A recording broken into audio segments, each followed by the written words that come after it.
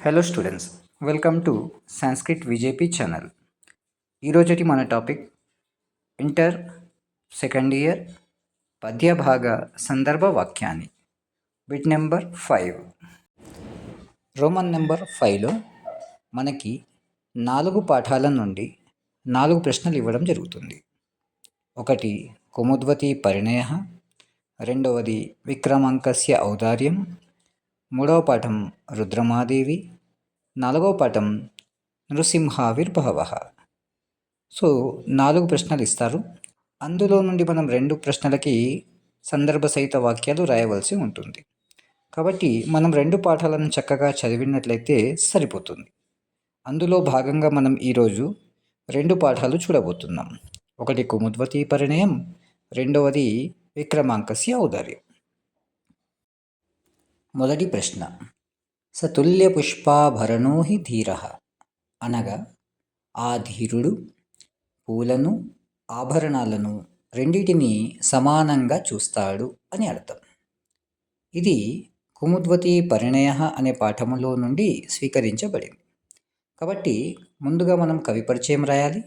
కవి పరిచయం ఇదం వాక్యం కుముద్వతి పరిణయ ఇది పాఠ్యభాగాత్ స్వీకృతం.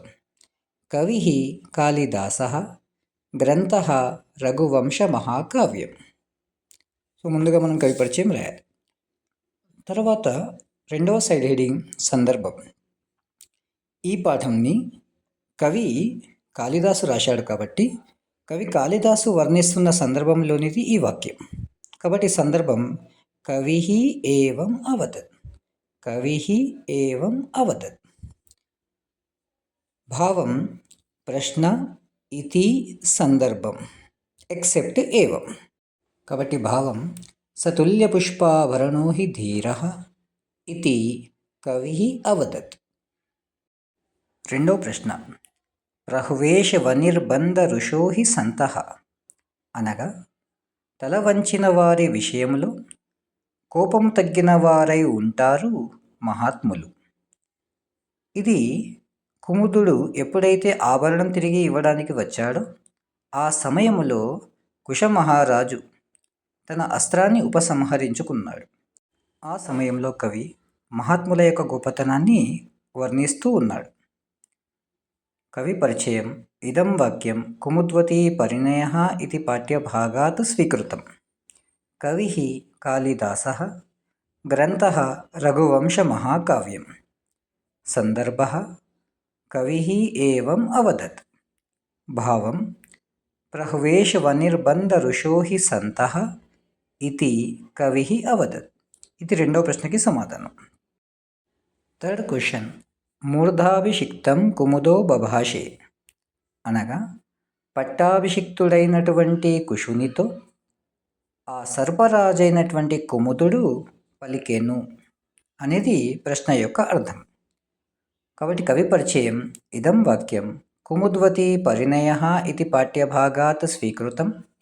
కవి కాళిదాసః, గ్రంథః రఘువంశ మహాకావ్యం. సందర్భం కవి ఏవం అవదత్. భావం మూర్ధాభిషిక్తం కుముదో బభాషే ఇతి కవి అవదత్. సెకండ్ లెసన్ విక్రమాంకస్య ఔదార్యం.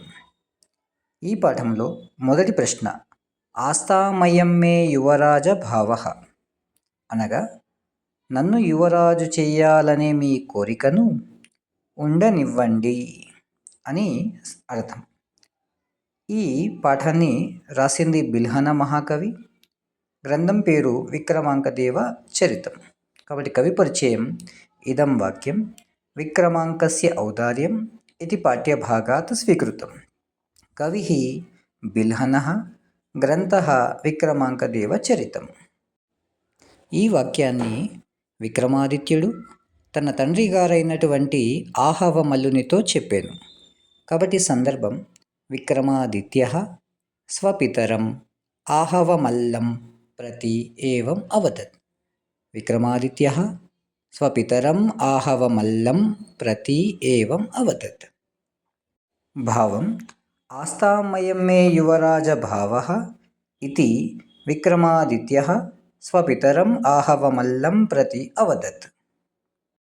రెండవ ప్రశ్న, మయైవ గోత్రే లిఖితః కలంకః, అనగా నా ద్వారానే మన వంశముయందు కలంకం అనేది తీసుకురాబడుతుంది, అనగా నా ద్వారా వంశానికి అపకీర్తి వస్తుంది. చెప్పింది విక్రమాదిత్యుడు, విన్నది తండ్రి ఆహవమల్లుడు. కాబట్టి ముందుగా కవి పరిచయం. ఇదం వాక్యం విక్రమాంకస్య ఔదార్యం ఇది పాఠ్యభాగాత్ స్వీకృతం. కవి బిల్హనః గ్రంథః విక్రమాంకదేవ చరితం. సందర్భం, విక్రమాదిత్యః స్వపితరం ఆహవమల్లం ప్రతి ఏవం అవదత్. భావం, మయైవ గోత్రే లిఖితః కలంకః ఇతి విక్రమాదిత్యః స్వపితరం ఆహవమల్లం ప్రతి అవదత్. థర్డ్ క్వశ్చన్, తన్మే ప్రమాణీకురు వత్సవాక్యం, అనగా పుత్రుడా, నా యొక్క ఆ మాటలను నువ్వు పూర్తి చేయుము, అనగా నా కోరికను నెరవేర్చు అని తండ్రి ఆహవమల్లుడు తన పుత్రుడైనటువంటి విక్రమాదిత్యునితో పలికెను. కవి పరిచయం. ఇదం వాక్యం విక్రమాంకస్య ఔదార్యం ఇది పాఠ్యభాగాత్ స్వీకృతం. కవి బిల్హనః గ్రంథః విక్రమాంకదేవ చరితం. సందర్భం, రాజా ఆహవమల్లః విక్రమాదిత్యం ప్రతి ఏవం అవదత్. భావం, తన్మే ప్రమాణీకురు వత్సవాక్యం ఇతి రాజా ఆహవమల్లః విక్రమాదిత్యం ప్రతి అవదత్. సో ఇలా మనం ఈ రెండు పాఠాలను ప్రాక్టీస్ చేసినట్లయితే బిట్ నెంబర్ 5లోని 2 ప్రశ్నలకి మనం సమాధానం రాసి 6 మార్కులు సంపాదించవచ్చు. స్టూడెంట్స్, మీకు ఈ వీడియో నచ్చినట్లయితే మీ ఫ్రెండ్స్కి షేర్ చేయండి. అలాగే మీరు ఛానల్ని ఫస్ట్ టైం చూస్తున్నట్లయితే సబ్స్క్రైబ్ చేయడం మర్చిపోకండి. మరిన్ని అప్డేట్స్ కోసం బెల్ ఐకాన్ని ప్రెస్ చేయండి. Thank you for watching my video.